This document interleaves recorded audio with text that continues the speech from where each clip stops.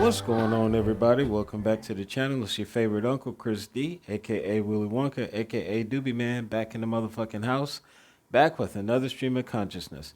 And in this particular stream, which is, I want to say, one of the first that I've done in 2026, because I've been taking a backseat to YouTube as far as creating content.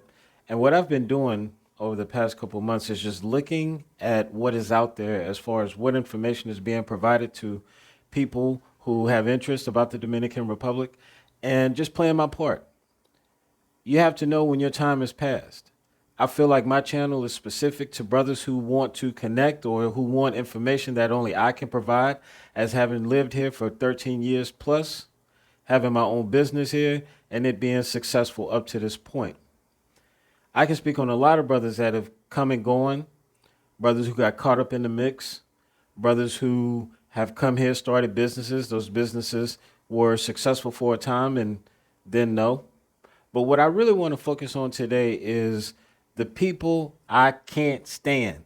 And these are the people that monetize living in the Dominican Republic, whether it's through these type of, and I'm going to be 100. The reason that I hate them is because I feel like I had a part in starting it in a sense. I monetized my experience in that in order for that first group of brothers who wanted to come here, in order for them to have access to the network that I had created, in order for them to have access to the network that I created, I made them sign up to my WhatsApp group. Now, in hindsight, I should have done a better job at screening who I allowed to be a part of that group. I feel like I did a decent job, but not a good enough job, because I could have done a better job at shielding myself from that group and from what happened in that group. I should have did a better job of buffering my whole situation. But it was new. I was new to the situation as far as trying to monetize my experiences. And there are many ways to do that. You can write a book. You can write a song, make a song. You can do a movie. You know what I'm saying? And my way of trying to get my experiences out there was through the medium of YouTube. YouTube never paid me. Nobody ever asked me to jump on there with them and like do some type of co-hosting podcast type shit. Never, ever. The one time TaylorMade did one with me and Ace. Ace went on to do some incredible stuff.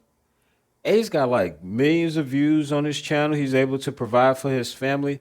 And so he was able to parlay his experiences into something big and amazing. And I know for a fact that that dude got a good heart. I mean, I don't know for a fact because I don't know him personally. But just from what I've experienced as far as how he's carried himself over the years, he's a good dude. As far as I'm concerned, you don't see him making these type of this cost here, this pussy cost this here, I'm out here, I'm fucking a bunch of bitches. He's not doing that type of content.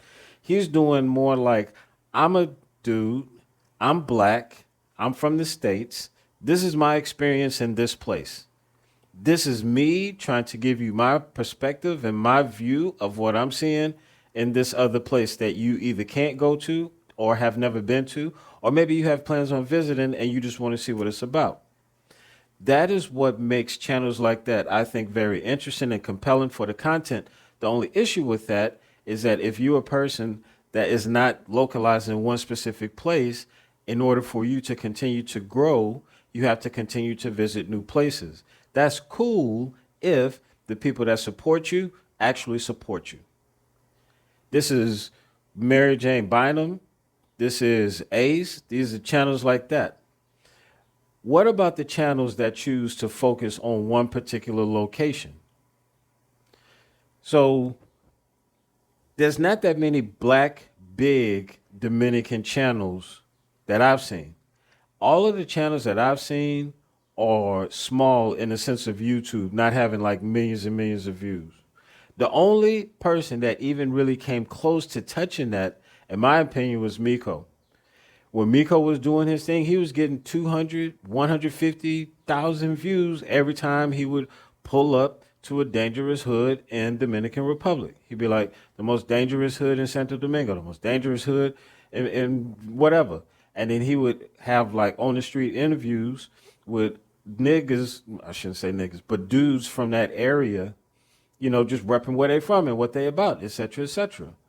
He was on some funny style shit, and his channel, who knows what happened with him, but you just don't see that level of views on any particular channel. What's crazy to me is that there's a whole other side to this that a lot of brothers don't even realize, and it's these white boys that's coming over here trying to do what we do, but doing it in their way. It was because I was always curious about, because when I started my shit, I made it be known off top. No white boys. Most of the best movements that have ever been created by black men have been torn apart by white boys from the inside. I knew that story, and I did not want that to be the story of my situation. But the other part of that is that it could be a brother that could tear it apart. You know what I'm saying? And that was the case too. A lot of these organizations that infiltrated the movements of the past, it wasn't a white boy that infiltrated. It was a white boy that convinced the nigga to do it. You know what I'm saying? They was able to buffer their situation. I'm not saying that's what happened with me, but I mean, shit. I mean, when you look at how the whole thing fell apart or went apart, as far as like why my channel got shadow banned, shit was wild. I mean, when you look at it, you know what I'm saying? So you got these white boys. I'm gonna call two of them out by name. One is this white boy Jamie Gruber, and then the other one is Educated Traveler. Now this dude, Educated Traveler, he been around for a while because I remember him from like 2015, 2016, 2017. Now what was always crazy to me is that these negative campaign channels never attacked dudes like him. All of the heat and the smoke from 2015, 2016, 2017, 2018, 2019, up until like COVID times and shit, all of this negative attention on quote unquote passport bros was specifically targeted at black men. And I just had to ask the question, why? Why is that? Why is it that black men creating intention, going through the process of getting a passport, which is not simple, you have to create intention, you have to do verifiable, actionable things in a process and in order to do that. And in order to do that, you need for some things to line up perfectly in order for it to happen for you. You then take that. You then take the money that you have saved from working or hustling or whatever it is that you do. You then create more intention to plan an itinerary and travel to a different place. And then you actually follow through on your own intention. That, to me, is the most incredible thing as a black man you can do to show systems like the United States that we are under, that we do not have to stay within the quote-unquote box that you want us to stay in. Let's just take, for example, a young brother, 32 years old, from near Los Angeles. This brother has never left without 10, 20 miles of where he grew up. The only thing that he knows is that neighborhood and that set that he claimed. Now, culturally, that's what he knows. And in order for him to be recognized within that neighborhood, there are certain protocols and things that he has to do in order to fall within the people that are around him. In order for him to survive that neighborhood, he has to do certain things. He has to look a certain way. He has to behave a certain way. He has to look a certain way. Right?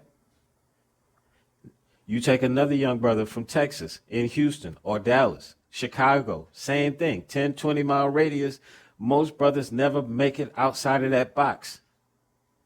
And for the brothers that do make it outside of the box, the money is so funny because it didn't come to them in a good way.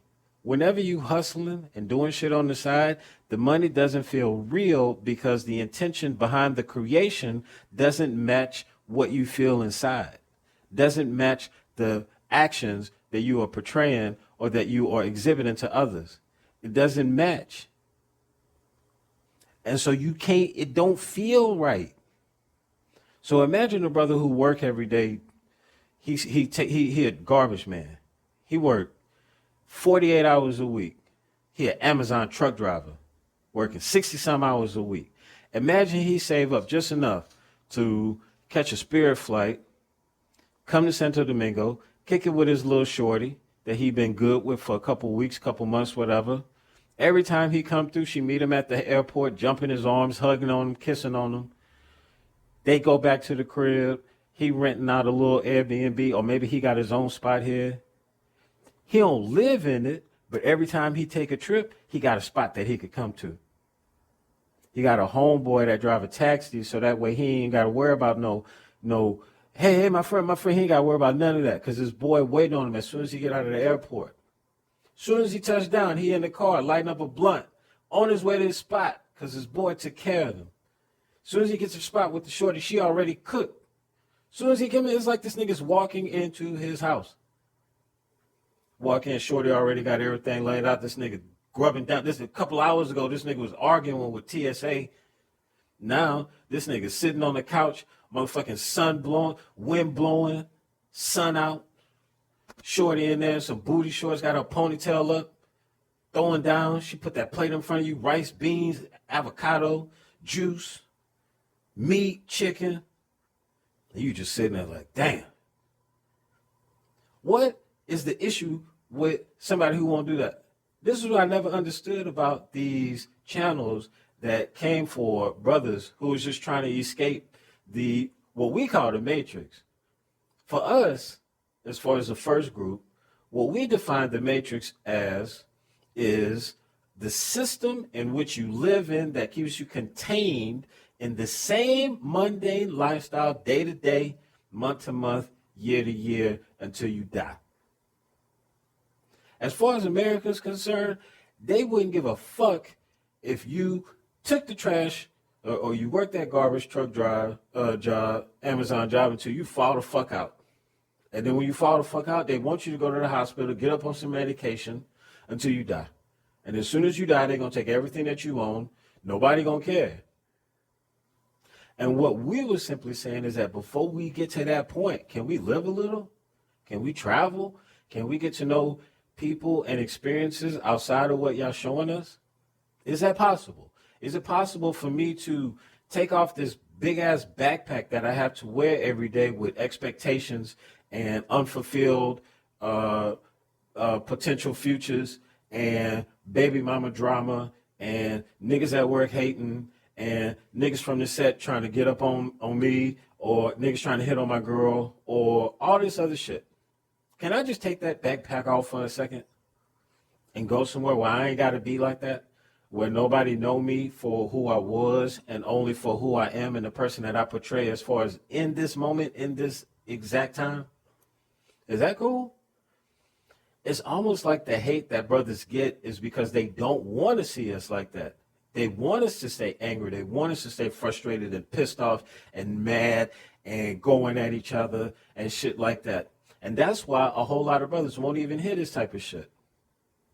All I'm saying is that for these white boys that's coming over here, getting big, monetizing their channels, follow my Patreon and like and subscribe and all that bullshit, fuck what y'all talking about. Because there's a difference between living this life and showing the life just for the sake of monetizing it. I ain't about that. I ain't monetizing my life no more. I'm done with that shit. I want to create content that I like for brothers that rock with me. And that's all I got on this particular episode. Maybe in the future, I'll go deep into these goofy-ass white boys. Maybe do some reaction videos to shit that they make. I don't know. If y'all want to see that, write it in the comments. If you made it this far in the video, leave a sun in the comments. The emoji of the sun. If you made it this far in the video, I want to appreciate everybody that's listening to my voice right now. If you going through it, sorry to hear it. Keep your head up. Stay down. And we out until the next one. Peace.